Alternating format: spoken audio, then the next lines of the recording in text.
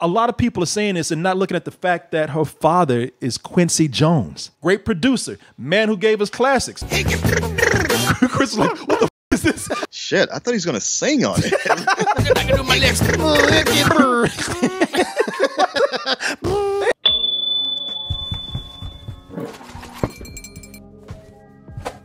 I did get an email from somebody, Martin, somebody, Mr. Deacon over there.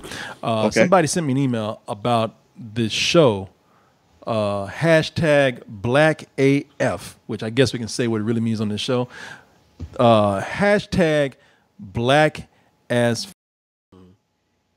Chris, you've heard about this show. Chris said, shit, I'm on it right now. This On it, I live it. every day. This is the first time I'm hearing about it. Yeah. This is the first time I'm hearing about it too. I heard about it mentioned a little bit, but this is the first time I went and actually watched it. So let me see here. This is a show that debuted last week at number 6 on Netflix as the most things watched. I think today it went up to number 5. I don't know if it's going to go up and down after this, but I tell you what, I want to talk about it because, for one, it gave me a good reason to avoid watching what is, I think, the number 2 thing on Netflix. I'm Lana. Plot twist. Go team. No kissing or sex of any kind. This is too hot to handle. It's like the biggest thing. It's the hottest thing on Netflix right now, and it's reality television. I just They're all actors. yeah, of course. Oh yeah. Of course. That's why, Yeah, I just people after watching documentaries and things that I actually, even Tiger King ain't that real. But this shit is totally fabricated. I can't all these reality shows. I've had friends who've worked on reality shows, and they tell me right off the bat they audition and hire actors to play in all these things. we know people like that. Yeah. We have DT fans who actually do stuff like this. Do they? Yeah, I won't say who he is, but you know who I'm talking about. Oh, I know exactly who you're talking about. Yeah. Hey, man. Yeah. I know. Thank you. I know who you're talking about. Damn. They even hired Jesus. Jesus trying to get some ass. Yeah, but people will watch this and go like, man, there's so many beautiful people in the world. How can I be like them? What surgery do I need to get to be like them? It's like, you don't understand. This is what they go for. And in LA, this is what comes out there. Yeah, I don't know if this is LA or this is a British show, to be honest with you. I haven't really gone too much into it. This is too hot to handle. This is a show where they get all these hot people together, all these good-looking people, and the whole thing is for them, seriously, try not to each other. That's the premise. Good premise. Yeah, I might end up watching it, but I'm holding off. I'm holding off because I'm just not a big fan of reality TV. I'm not. I draw the, believe it or not, people, I draw the lines at some point. I draw the line of reality TV. I'm not into it, but I might watch it. But Black as F gave me a reason not to watch this. And there's a little bit of a controversy going on with this show. That's what the email was about. The email was about, okay, have you seen this show? Talk about the show. But did you hear what is kind of making people give comments? Oh, okay. A lot of comments. Why are you doing this? How come you ain't this? Why ain't this that? Look, I might be in the wrong right here. Of course, I have an opinion too. So I'll talk about the show, my impressions of what I've seen so far, but really talk about this controversy that's going on with it. Let's go ahead and look at the trailer for hashtag BLACKAF, and we'll come back to talk about the show, impressions of the show, and also whatever this controversy is and what we stand on. You were constantly tested on your blackness. Name the Fab Five, name the Jackson Five, name all the members of the Wayans family. Ever since, baby, so hard being a rich black man in Hollywood. No, it's a mockumentary series. It is very much a mockumentary series. Other than being derivative of everything we've seen, what's the controversy? It's being derivative of his own show. Yeah, it's like no. A lot of people are saying about this show, man. Yeah, man, because a lot of people are saying this is the sort of a mockumentary on the life of Kenya Barris. Kenya Barris, when people are saying that he's being derivative of himself, people are saying, didn't you already make this show on ABC when it was called Blackish? If you look to your left, you'll see the mythical and majestic Black family. I feel in order to make it, we've all dropped a little of our culture. You know, this is, as you can see, it's sort of an identity crisis of blackness where he works in Hollywood, works with a lot of white people. So how much can I retain my culture while, you know, trying to raise my family while also trying to toe the line of, you know, working with a bunch of pretty much white male-dominated industry. And culture being appropriated. And culture being appropriated too and whatnot. Now, be honest with you, I've never seen Blackish. Martin, go ahead. You should, because basically Blackish is a really good show that I don't watch religiously, but when I do catch it, like say I catch in reruns when they're showing a bunch of them in a row, it's hilarious. And I identify with a lot of it. Now, granted, I don't live in Hollywood and I'm not nearly successful as that guy, but there's so much of it, so much truth it speaks to. And here with this show, it's like Kenya Barris, Netflix came to him and said, like, we want a show like that. And he said, oh, really? So he basically sold them the same show, except rather than hiring a real actor, he just cast himself in the main role. Yeah. And just cut corners on it and just have them say ever so often. Other than that, it is a lesser version of the same show he already sold ABC. Yeah, he pretty much just said, I'm gonna take Blackish and just be able to say and make it edgy. So I'm gonna copy Larry David too from Curb Your Enthusiasm. Yeah, exactly.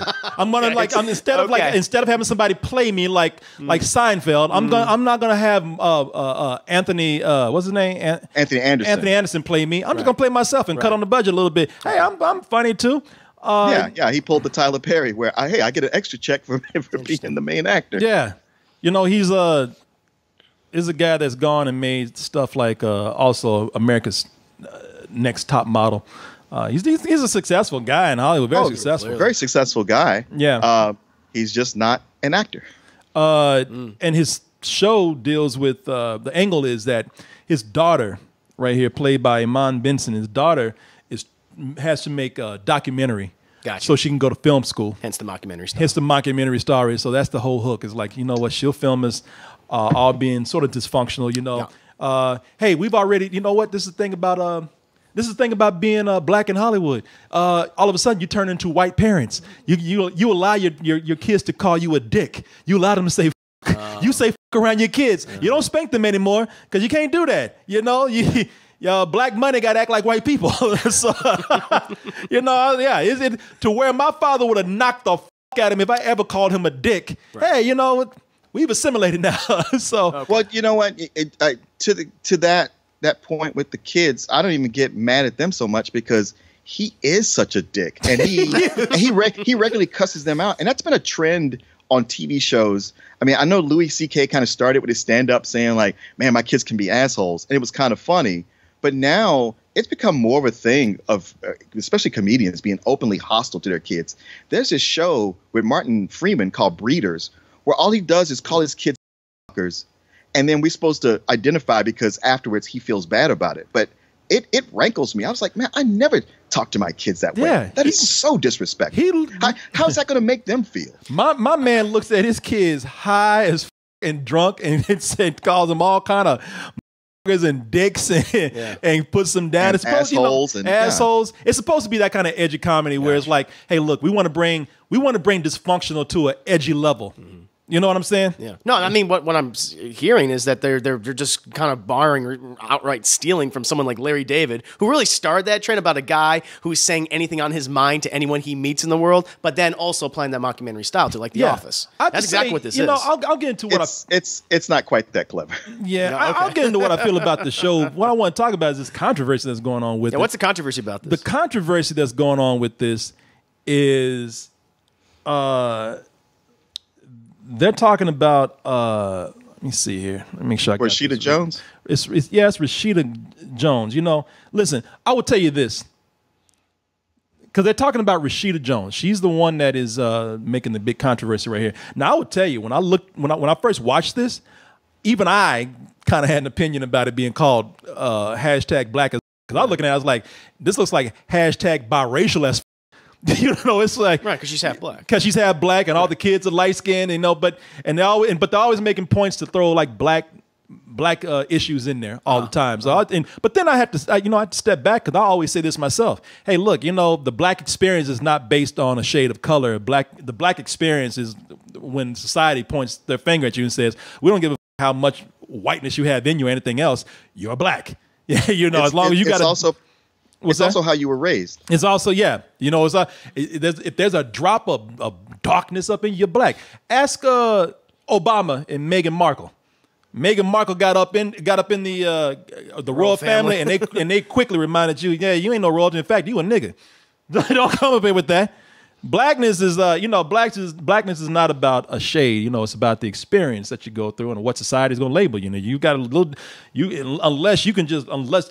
you might have like a drop of black in you. If you go look at Ancestry.com, Chris, people gonna say you're white. No matter what. It's my appearance, sure. Yeah, but if you just a little bit tan, and a little bit kinky, you gonna be black.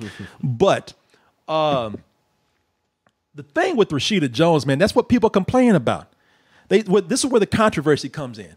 They say that Rashida Jones, they have something against Rashida Jones being in this because she's hashtag light-skinned. Some people don't even know that she's black. They're questioning her blackness or even if she's black at all. She's ethnic looking. Right? They don't know. Exotic. Some people just think she's just kind of just tanned. Right. Maybe she's got some Greek up in her. No one knows. Here's the thing, man. A lot of people are saying this and not looking at the fact that her father is Quincy Jones. Yeah. Who, by all means, is considered black. Quincy Jones, great musician, great producer, man who gave us classics. Hickey Burr. Yeah. No, Quincy Jones is black AF. Hickey Burr. Hickey Burr. Chris is like, what the is this? Out of all the things Quincy Jones has done, I put up this crazy shit. I like it. It's funny. Yeah, this is when this is when people should have known that Cosby, something was wrong with him. This is him and Quincy Jones got together, and I don't know what kind of drugs they did. All of them, I'm gonna say, and they just cut on the tape deck and just started going. They're having a stroke right now. Yeah. I mean, you got to admit, this song sounds like something Quincy Jones put together for him and said, "Well, Bill, do what you want to with this," and Quincy Jones walked away. Yeah. Because Quincy Jones, he said, "I know my music's good. Yeah. I ain't got to worry about that." And he probably came back and went. Shit, I thought he was going to sing on it. He's making noises. What did you think, Quincy? You left me in here with these drugs and I can't feel my arms right now. I can do my lips. Hey, Mickey.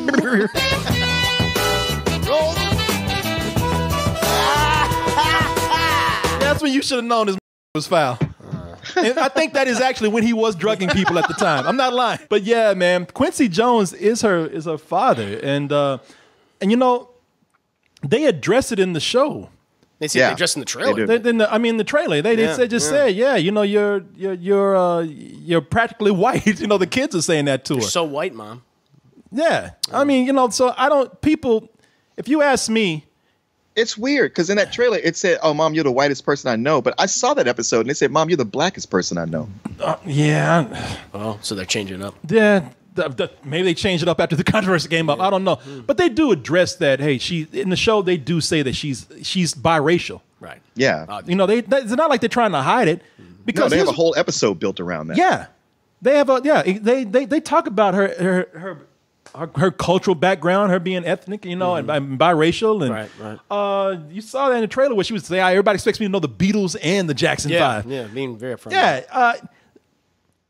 Problem is, a lot of people looking at this and not even realizing that Quincy Jones is her father. Sure. So I don't see a problem with this. By the way, this is not the black experience to define everybody.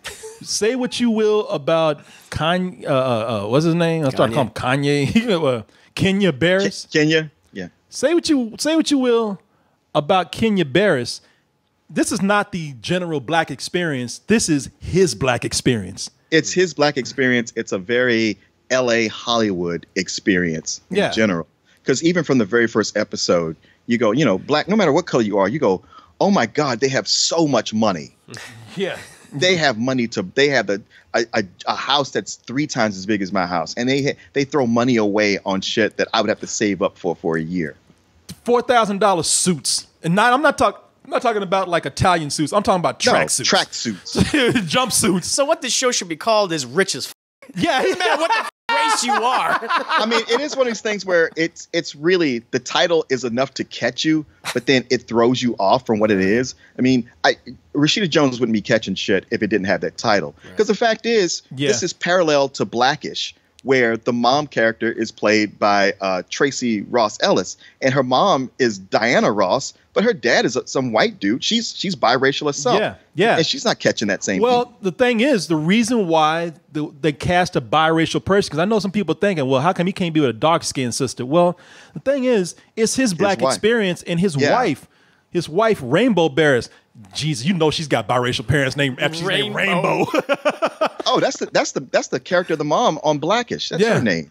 Oh, she's got a little black and white in her, our little Rainbow. But she's biracial. This is based on his life, man. Right. The only reason why it's called Black as is because it's Blackish with thrown in. Exactly. It's some familiarity in there. That's why it's called that. Everything, even his kids in the show say, "God damn, this guy can't do anything without it being black this and black that." Gotcha. You know, they make fun of that. He's kind of aware of that. But that's another thing that people need to understand. This is his experience, whether you like it or not. Because I'll tell you, man, I was looking at the show, and one of my criticisms, and it might not be cool with a lot of people. But even I was looking at this, and I was just kind of like, you know what this is like? This is like looking at the biracial person, the biracial guy, girl, who keeps talking about black shit to overcompensate for that black side. Well, that seemed to be what they were indicating in the trailer, though. Yeah, right? Which they kind of make. Because I'm gonna tell you, there's some funny stuff in the show. It's just like, look, the parents aren't that likable, but not being likable is a trend right now. Mm-hmm. You know, dysfunctional families. You know, ever since The Simpsons was hitting big, All in the Family and all that, that is something that's been huge. Mm-hmm. So they go down that route. So it's like, you know, some of it's hilarious, man. Like there's some shit he says to his kids that do make me laugh. I mean, no. There's funny bits here and there. No doubt about it. The first episode, I just felt angry and didn't like him at all. And sadly, he reminds me way too much of somebody who's been a close friend of mine for a long time. And plus the fact that he's not a good actor was really throwing it off. But I was like, well, I like everybody else, and there's some funny things here and there. In subsequent episodes, I did like them better, but I was always aware that I was watching a Walmart version of Blackish. Yeah, he got $100 million deal though with Netflix. Oh yeah, Jesus. So I think $100 million. I don't know if that goes into his pocket or if that goes into his production company. Mm-hmm. You know, I don't know. I'm sure a lot of that goes to his pocket. He's doing okay. He's doing just fine. Rich as I said. Yeah. Hashtag. Yeah. But yeah, man, this is you know, there are some points in here where he stops his even when he cusses out his kids, his daughter says something when she's filming, and he's like, wait a minute, cut this off. He goes to his daughter like, the you mean by that? And I just laughed. I really did. Sometimes his directness makes me laugh. Felt very natural, the bluntness. They are getting better with bringing in the race issues with the plot. Before they were just dropping that shit like, you know, heavy-handed without any kind of. It was heavy-handed without any kind of real context. It's just like hey, dropping it. They would smash me in the head with a hammer. Hit me in the face with a big black fist and just said, hey, and you know me, I'll talk about race issues all day long. Yeah, I'm fine with talking about it, but Jesus. But goddamn, you got to work that shit in, man. You gotta be subtle with it. You got to be subtle. I mean, because they were dropping some knowledge in here like that. Like, I learned something. Like, I learned about what Sunday best means. I never knew what that was. I'll be honest with you. I never knew. I know what that means. I didn't either. You and I together for once. You and I together on that. It was about how black people dressed on Sundays because of what the slave masters gave them to dress to go to church. Oh, wow. It was the one day that they wanted to look like decent people by clothing these people nicely. And that phrase was carried throughout. That phrase was carried throughout. And today, they talked about how it still influences mentally with being flashy. And that was deep. That was really cool, man. Yeah. Very cool. But a lot of other shit, it's just like, man, you're just dropping. You're dropping black shit when it doesn't need to be dropped, and you're being an asshole about it. Well, he worries way too much what other people think. And in his head, it's universal, and I don't think it is. No, but that's kind of the point, too. That now we're getting to some good stuff where we're getting cameos by some other black performers out there, and we're getting into issues I can relate to. Like, there's a movie that, and I'm not going to say too much about it. There's a movie that he doesn't. He has to criticize. He's like, it's no good. I can guess. This is not good at all. And he doesn't want to. And everybody's saying, you need to like this just because it's black. And he's like, I would love to, but I can't. That's funny. I like that. And it's a fun. It's getting. He's and Martin. I don't know how far you're getting in this, but he's getting to be a better actor. It was during this episode where, because everybody in the house was watching at this point, and that's when I had to take a shower, get ready to do this. So I missed that one. Yeah, man, he's getting better. He's actually getting better as it goes along. I don't know if they shot this out of sequence, but I don't think he's terrible. But definitely, you tell he's not an actor. But he made me laugh with some of the stuff. Sometimes he's such not an actor that it feels natural. So that's why I know what you mean. I mean, honestly, I found him so detestable in the first episode. I woke my kids up and I said, I need you guys to help right now. I need you to watch this and tell me if I at all remind you of this guy. I was ready to make some changes in my life. Seriously, I'm not bullshitting right now. And they were like, "No, Dad, you're not like this guy. He's an asshole." I said, all right. This guy's a dick. Yeah, we only call you a dick behind your back, Dad. Because I couldn't take it. But the more it went on, the more I was like, all right, he's mellowing. It's getting to be not so bad. I'd say this much. Or people are calling him out on his bullshit. They are, and somebody needs to. That's where it's getting. I'm glad, because this guy is not likable at all. And I'm saying, man, you're trying to call these white people out on their bullshit, but it's really you right now. Yeah, it's you. You're just an asshole. You and your goddamn wife. Fuck both of y'all, man. I loved it when there would be sometimes with a white character come up and just put him in his place. They just call him out. He bought a fucking fancy car, and one dude just called him out on this shit and said, "Hey, I didn't know you were shopping at the Vin Diesel auction." At the Vin Diesel auction. That was hilarious. He loved it. He told him, he's like, "Hey, you know what? You got to go. You're on Tokyo Drift time right now." I was like, "Yeah, get him, man. Fuck with him, man." Well, see, yeah, and that guy leaves and he goes, "Man, I hate white people." And I was like, "Don't put that on white people. Anybody would have capped on you for that." I got to say, that was a problematic phrase for me. Is that a consistent thing? He didn't do it later on. He opened and capped with that on the show. You know, I hate white people. And I was just like, man, you need to hate black people, mainly yourself. You need to hate a black person.